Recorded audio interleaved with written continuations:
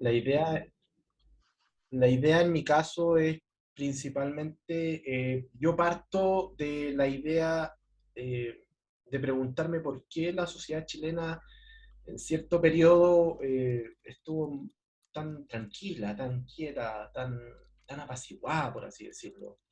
Entonces, eso lo traía yo principalmente de mi tesis de magíster, que tenía que ver con procesos urbanos también, con procesos de gentrificación, y ahí fue donde me quedó la duda de decir, bueno, pero ¿por qué hay una sociedad que permite, que aguanta, que, que tolera principalmente? Esa era mi pregunta, ¿qué tolera este tipo de situaciones que se generan en el espacio urbano? Entonces de ahí en adelante comencé a indagar en eso, indagar en cómo se activaban o desactivaban las sociedades, y ahí comencé a llegar eh, al espacio y a la política principalmente, que es el título de mi tesis, ¿no? Espacio y política. Eh, y cómo el espacio se ocupa tanto por estos actores que demandan ciertas cosas en un momento y cómo no lo ocupan en ciertos Mm. momentos también. Entonces, ahí yo trato de ir viendo cómo el Estado y los agentes públicos y privados siempre tienen sus estrategias, sus técnicas para poder también a través del espacio limitar eso, limitar ese tipo de demanda. Y claro, porque bueno, hoy día el entorno, el lugar, ¿ah? Se ha vuelto como protagónico en la agenda pública, así como lo era el derecho en el siglo XIX, ¿ah? Que había que armar el derecho en los nuevos estados. ¿Ah? Entonces los presidentes, los ministros, los hombres públicos, ¿ah? Hombres, no mujeres públicos, el XIX, completamente masculino el espacio, la burocracia, son abogados. ¿Ah? O sea, hay que estudiar en la Facultad de Derecho de la Universidad de Chile, ¿ah? Para tener un buen posicionamiento en la burocracia. Y luego en el siglo XX, sobre todo con el desarrollismo de la Corfo, ¿no? Del modelo de industrialización, son los economistas, ¿ah? Y después los 70 más todavía con el modelo neoliberal, son los economistas, los ingenieros comerciales, los que se instalan en los principales puestos. ¿Ah? Pero hoy día hay un cambio y yo diría que los arquitectos, los geógrafos, ¿no? Los especialistas en la administración del espacio, sobre todo urbano, ¿sí? Eh, están ahí arremetiendo con fuerza, entrando con los palos, ¿no? Entonces, digamos, el alcalde de Recoleta es arquitecto, pues es sociólogo y arquitecto también. Entonces, hay un discurso ahí sobre la nueva necesidad, ¿ah? De ordenar este caos, ¿ah? Espacial, que lo pone en el centro de la agenda pública. ¿No? O sea, hoy día no hay campaña, ¿ah? Que no hable de lo que tú dices, pues, del caos, ¿ah? De la organización espacial, ¿no? Claro, claro. Bueno, ahí hay un punto súper interesante porque tú haces una genealogía interesante que va del 19 hasta el 70 con respecto a aquellos individuos que tienen cierta importancia en la sociedad, ¿no? Y ahí mi tesis también entra en eso. También hay un capítulo que aborda el tema de la tecnocracia, ¿no? O sea, del rol que comienzan a tomar los expertos eh, del 70 en adelante, y por supuesto que yo me voy más hacia atrás para ir viendo cómo cierta tecnocracia urbana, cierta gente que estaba pensando la ciudad comienza a instalarse en lugares de poder, de decisión, eh, y cómo ellos también comienzan a pensar ciertas cosas para aplicarlas acá, pero por supuesto que la tecnocracia tiene una serie de dinámicas, ¿no? Sujetos expertos, sujetos que tienen redes, sujetos que juegan mucho con la comparación, ¿no? Les gusta mucho el tema de la comparación, de este país es así en términos urbanos, bueno, Chile podría ser así en términos de políticas públicas.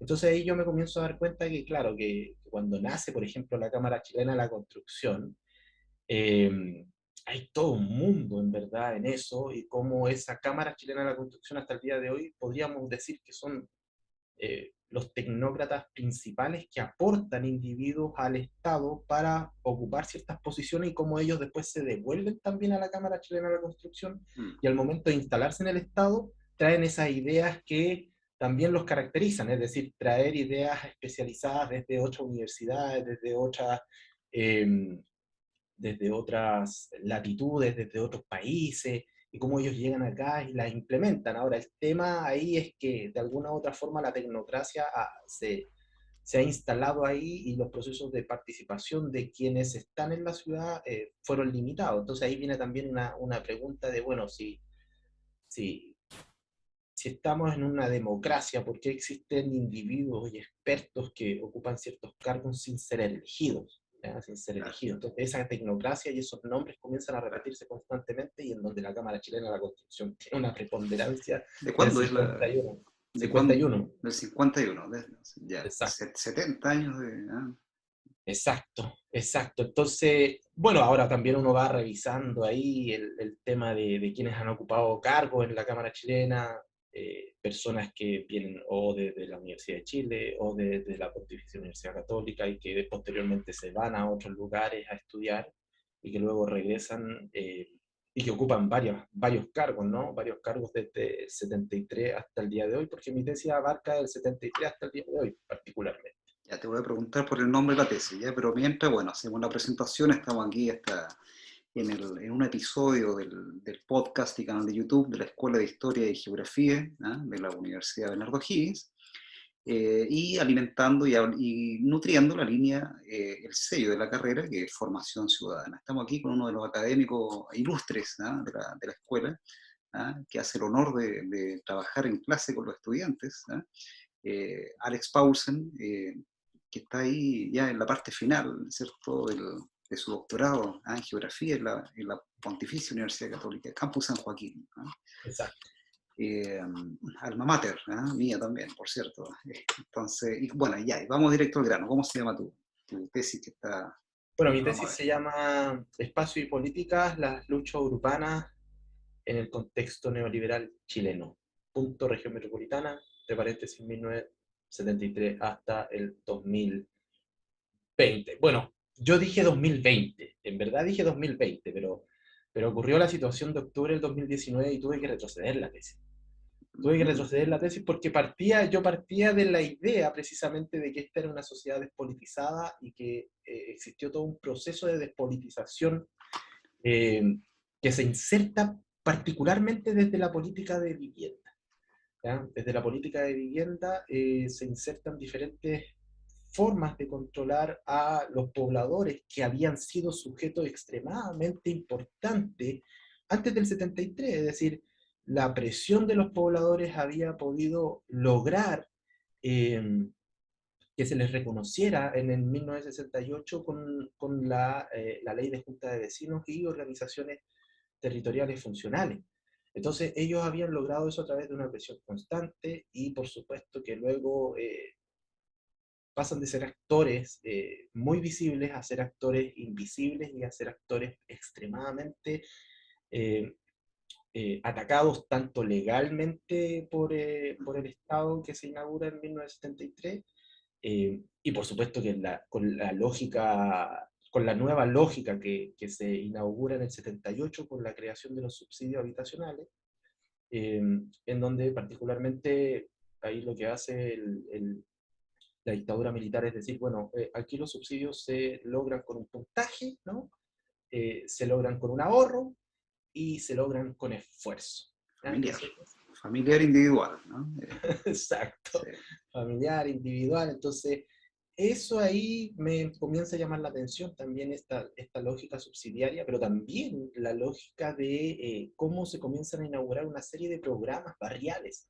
Es decir, programas que van en la dirección de mejorar los barrios, pero también de contener. Es decir, a ver, si usted tiene problemas con su vivienda, no se preocupe, nosotros vamos a llegar con una serie de recursos que además son recursos que aporta el Banco Interamericano de Desarrollo en 1982 en sucesivas oleadas, es decir, del 82 al 85 hay un programa, del 85 al 87 hay otro programa financiados por el BID, y que tienen nada más ni nada menos que con formalizar la informalidad.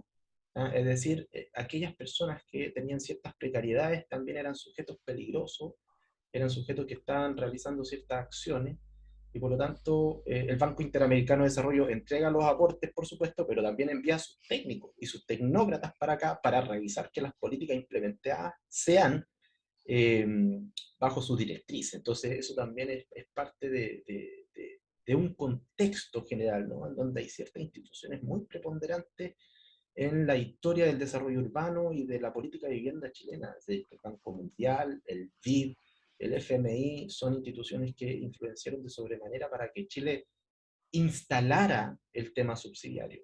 Claro, Entonces, eso fue... bueno, en ese panorama que tú pintas ahí, ¿qué lugar o qué cabida tenía lo que había antes, ¿no? En los años 50, 60, toda esta migración de los campos a Santiago, particularmente a Santiago, ¿no? Y que, bueno, la gente del campo se encontraba con el problema de la vivienda como número uno, no tenían dónde llegar, y aparecieron las tomas, de los años 50, tomas organizadas, tomas espontáneas, ¿no? Que es un movimiento más también latinoamericano de la época, propio de la migración campo-ciudad, y podríamos decir que en alguna medida con la nueva migración ahora en los últimos años se ha reflotado con otra perspectiva en Quilicura, por ejemplo, ¿no? Pero bueno, esa toma que la gente misma es muy intensa la asociatividad, los espacios de sociabilidad, y el ayudarse unos con otros, la típica imagen de la olla común resolviendo muchos problemas, ¿no?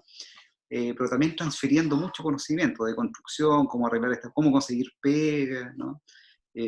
Cómo tirar una línea de agua, de acceso de agua. O sea, ¿qué espacio queda para esa solidaridad comunal, propia de la toma, que es como la imagen romántica que también tenemos la toma nosotros, para este subsidio individual y familiar que se da en los 80, en los 70 y los 80? Porque da la impresión que no hay cabida para eso, ¿no? No, no, no, por supuesto que no. Es decir, lo primero que se hace en el 73 es comenzar a declarar una serie de decretos leyes que iban en directa relación con que todo sitio eriazo no podía ser ocupado. Mm. Eh, Otros decretos que iban en la dirección de que se iban a prohibir derechamente las tomas. Y lo más interesante es que no, el Ministerio de Vivienda llegó al último con ese tipo de decretos, es decir, los decretos salían desde el Ministerio de Justicia, salían desde la visión de Odeplan, como no había nada armado, o sea, particularmente no había nada ideológicamente armado, o sea, del 73 al 75 nosotros lo único que tenemos son decretos leyes que van en esa dirección, como tratar de evitar cualquier tipo de toma, cualquier tipo de insurgencia. Entonces lo que ocurre es que después se inauguran algunos programas, eh, el programa de confraternidad que se llamó Confraternidad uno y Confraternidad 2, que fueron programas de desplazamiento de pobladores a diferentes comunas, y según capacidad de pago se les distribuía, es decir, esa socialización que existía en un espacio que se transformaba en un lugar, finalmente no era un espacio, ese era un lugar para los pobladores, es decir, habían afectos, habían emociones, habían redes y había mucha cohesión social. Eso comienza a romperse, es decir, la lógica de lo que decía Margaret Thatcher, ¿no? No hay sociedad, solo familia. O sea, Mm. bajo esa lógica... Oye, qué sí, frase, qué frase para el bronce, frase de hierro, ¿no? exacto, Ah, frase de hierro. Es decir, ah, efectivamente la lógica del proyecto neoliberal era tratar de evitar cualquier tipo de socialización. Entonces los pobladores eran un fuerte componente de socialización, que primero con confraternidad, por supuesto, que se van rompiendo todos esos lazos. Luego en el 78 se inaugura el subsidio, que además al 82 se hace un estudio. Y lo más interesante es que ese tipo de subsidios solamente benefició a personas de clases medias altas. Es decir, eh, no existía para poder implementar un subsidio una caracterización socioeconómica efectiva. Ahora, eso fue todo un trabajo que hizo el Ministerio de Vivienda y Urbanismo, que se lo encargaron. Es decir, por favor, hagan toda una matriz de la región metropolitana en donde viven diferentes tipos y grupos de población, es decir, dónde están los que necesitan subsidios, dónde están los que no necesitan subsidios. Y ahí también aparece la lógica que tenemos al día de hoy del registro social de hogares, ¿no? Ahí mm. aparece después, vamos a hacer un puntaje, vamos a hacer el ahorro de la familia, eh, vamos a ver dónde viven y qué situaciones tienen de habitabilidad, porque ahí aparece el mapa de la extrema pobreza en el 74. que fue en directa relación con eso, con ir identificando dónde estaba la población para poder ir aplicando estas políticas que después se inauguran en el 78, y que el punto ya más álgido de esto es 79, con la promulgación de la Política Nacional de Desarrollo Urbano, que en términos concretos liberaliza el suelo, dice que el suelo no es un bien escaso, y por lo tanto que debe contribuir a generar la mayor rentabilidad posible en términos urbanos. Entonces ya con eso prácticamente los pobladores salen expulsados de todas aquellas lógicas de viviendas que se habían instalado, ¿no?, en la ciudad, con la Corfi, con la Cormu, con la COU, ¿ya?, en donde las casas eran amplias, y no solo eran amplias, porque la Cormu y la Coravit se encargaban de educar a las familias para poder organizarse en el espacio que quedaba afuera de las viviendas, en el equipamiento, en la junta vecinal, en las canchas, pero ahora esa lógica cambiaba completamente, eh, y la Política Nacional de Desarrollo Urbano lo que hace es principalmente comenzar a establecer la lógica del valor del suelo en la región metropolitana. Y luego de eso, el valor del suelo en la región metropolitana aumenta en un 200%. Claro, como que se abre un mercado del suelo urbano también, ¿eh? Exacto, exacto. Que todavía no sabemos dónde va a acabar.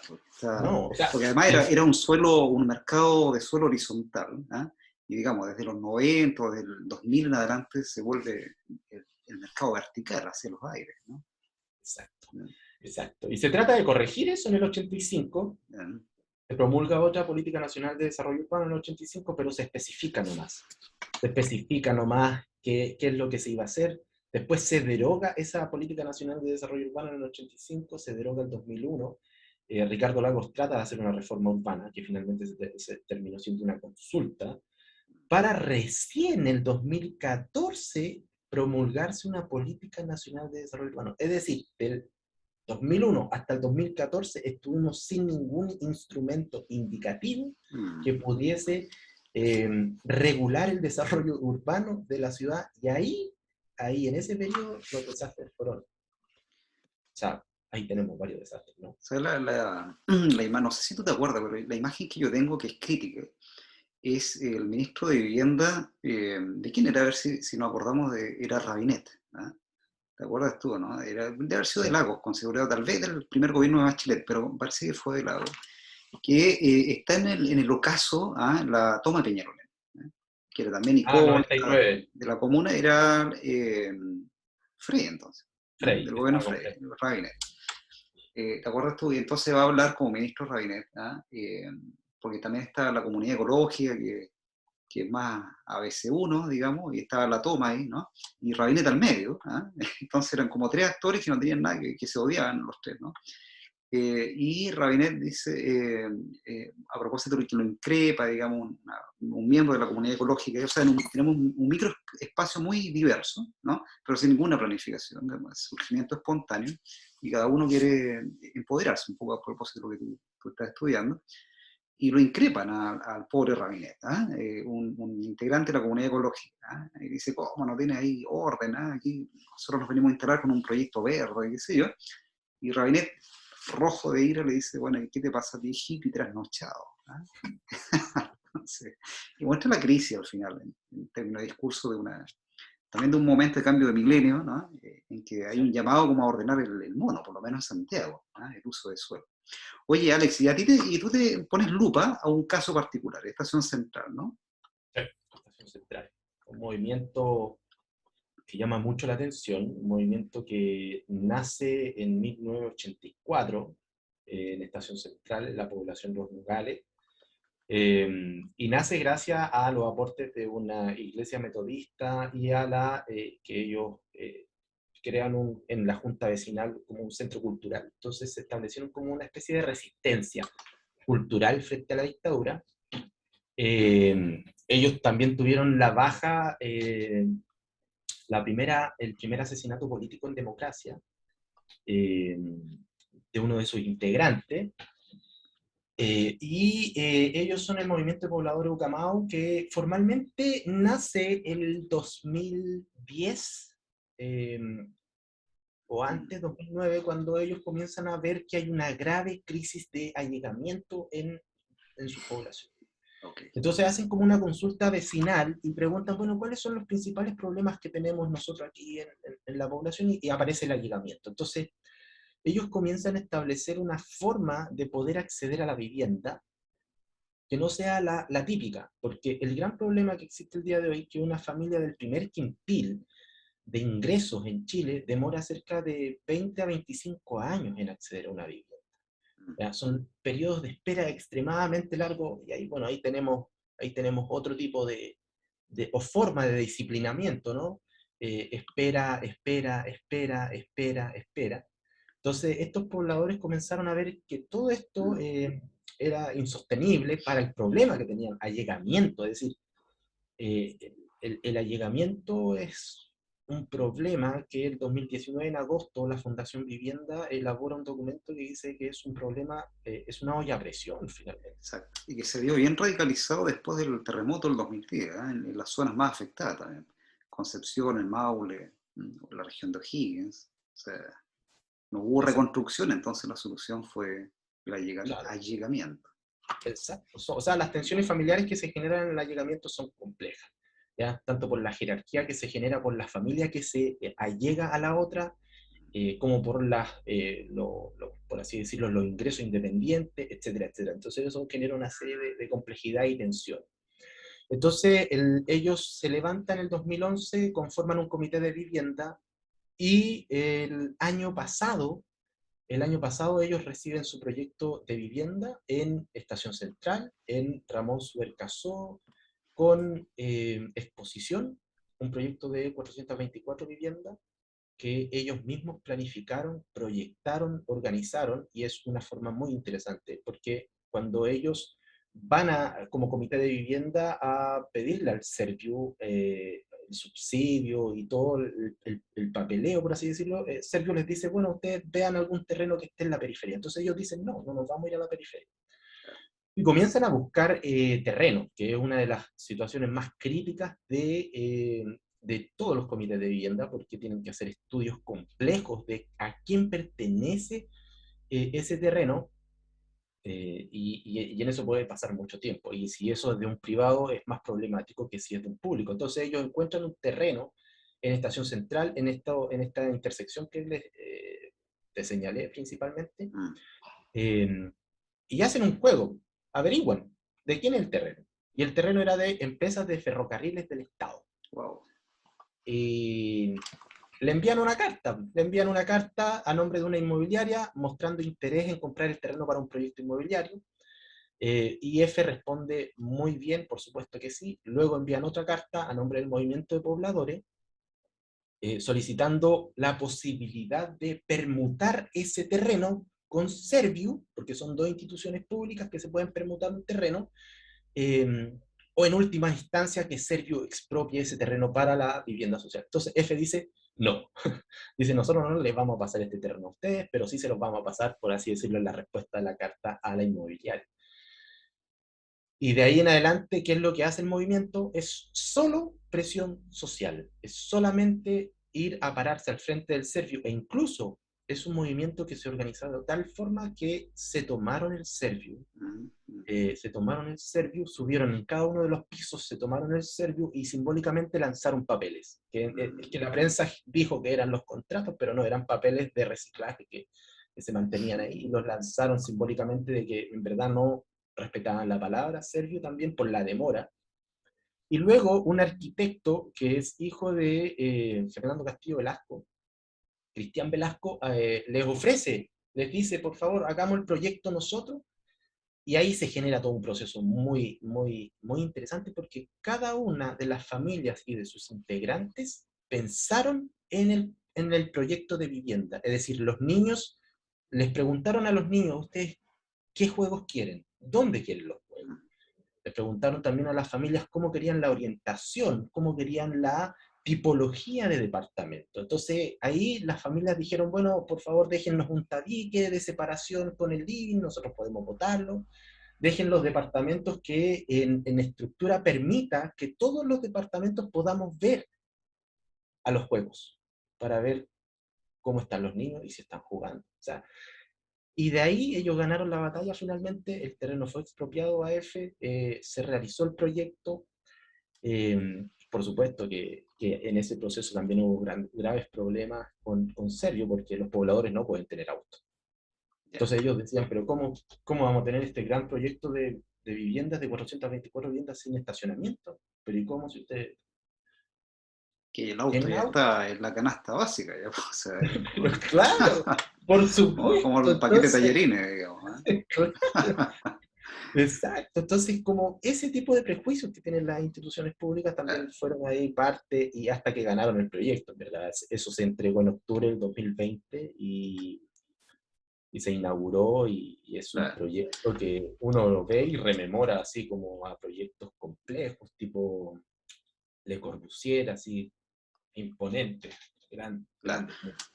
Bueno, es re atractivo porque tú ves un proceso ahí como de por arriba, ¿no? El Estado que implanta su modelo individualizante de disciplinamiento social desde el espacio, desde los tiempos también, que tú comentas muy bien en Santiago, pero también hay una respuesta por abajo que no deje de ser efectiva, un contrapoder, ¿no? Que también implanta su propio modelo y por supuesto desde el 2019 en adelante tienen más chance de concretarse, porque tienen más voz, más tribuna, ¿ah? Y de ser inserto en el nuevo diseño de país, ¿no? Así que, bueno, y la última colita, vamos con la última colita, ¿te parece? Sí. Es tú, como profe, formador de profesores, ¿ah? De la Escuela de Historia y Geografía. ¿Cómo crees tú que un profe, ¿ah? De Historia y Geografía eh, debe abordar esta cuestión que parece centrar en la formación ciudadana? O sea, los ciudadanos del mañana, ¿ah? Deben tener muy claro, digamos, cómo debe ser organizado el espacio de forma para que esté de la mano con la democracia, ¿no? Los derechos civiles, derechos sociales, ¿no? ¿Cómo ves tú ahí la labor de un profe, ¿ah? En formación ciudadana con respecto a el espacio, la organización del espacio, la apropiación del espacio? Sí, O sea, en ese sentido, yo creo que hemos conversado en algunos cursos este tipo de cosas y, y los estudiantes en verdad miran de manera muy crítica la educación cívica y efectivamente eh, los planes y programas, o sea, ponían el ejercicio burdo de poner una caja en la sala como para imitar un proceso de votación. Es decir, eso no, o sea, en términos de razonamiento, de formación ciudadana, no tiene ningún peso, a diferencia de poder mostrarles a los estudiantes que de alguna u otra forma eh, hay diferencia entre lo político, la política, como lo político nosotros también podemos hacerlo. Es decir, tratar de descentrar un poco esa idea de que la política solo la hacen los políticos. Es decir, yo siempre comento esto, es decir, la voz que cada uno de nosotros tiene puede manifestar lo justo y lo injusto, ¿no? Y eso nos hace también seres políticos, que podemos hacer política. Y de alguna u otra forma, para hacer política también necesitamos del espacio público. Es decir, hacer una protesta en la casa, en el espacio privado, no tiene ningún sentido, porque no genera ningún cambio. Pero al hacerlo en el espacio público también hay un actor y un espectador, ¿no? Hay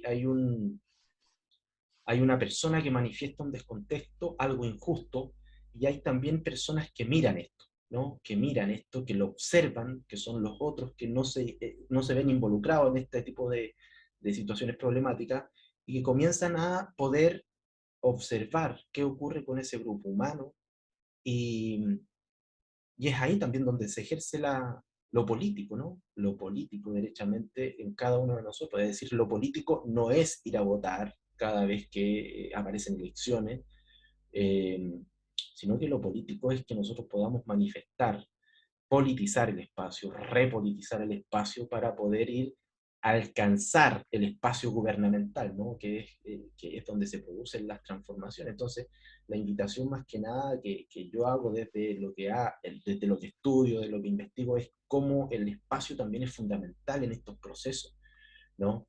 Es decir, es un detonador gigantesco. Además, el tiempo, en la historia y el espacio, en la geografía son aspectos inherentes a nosotros. Es decir, siempre vamos a tener a un espacio y un tiempo determinado en donde vamos a estar actuando, en donde vamos a estar desarrollando estas actividades políticas. eh, y yo creo que alcanzar esa conciencia nos permitiría, por supuesto, también armar una masa crítica, es decir, armar una sociedad más crítica con respecto a todos los procesos que se están generando ahora, ¿no? En donde necesitamos que la sociedad esté encima, que esté ahí, que no cometa el mismo error de los 90, ¿no? Dejar a los políticos la política. Claro, la frase ahí, no estoy ni ahí, ¿no? Que fue como central entre 1991 y 1999, ¿ah? Por lo menos hasta que el chino Río dejó el ranking ATP. Claro. Claro, el no estoy ni ahí, la despolitización.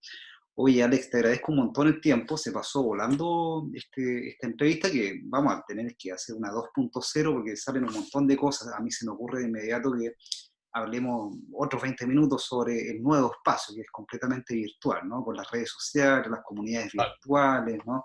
O sea, mucha politización hoy día se vive en 30 caracteres en Twitter, ¿no? O en los comentarios de YouTube, finalmente en TikTok, ¿no? En las redes sociales, Telegram, grupos de WhatsApp, que son espacios que son mucho más líquidos, más dúctiles, y sobre todo con la pandemia que obliga a conectarse con el mundo desde la casa, ¿no? Y eso también implica cierta segregación, o sea, que no tiene un banda ancha o una buena conexión a web, o un micrófono, te das cuenta, quedan en alguna medida segregados del mundo de las redes sociales, fuera del espacio político también. Entonces abre nuevas preguntas que recién estamos viendo, me parece a mí, y una nueva formación ciudadana también, un nuevo ciudadano que se debe movilizar de cierta forma dentro de este espacio virtual. Así que hay harto tema para cortar, pero por el momento, bueno, te deseo un montón de éxito en este tipeo, me imagino ya al final de tu tesis doctoral, y ya para la próxima quizás te tengamos ahí como doctor. ¿Ah? Me queda una nomás, tesis 4 y listo. Y acabo, así que estoy así, rasguñando A punto. el proceso, así que A pero punto. estoy ahí. Sí. Bueno, Alex, muchas gracias y nos vemos a la próxima. Que esté muy bien. Víctor, muchas gracias por la consideración para la entrevista, gracias por las preguntas y que tengas buena tarde. Nos vemos a la próxima. Vale. Nos vemos.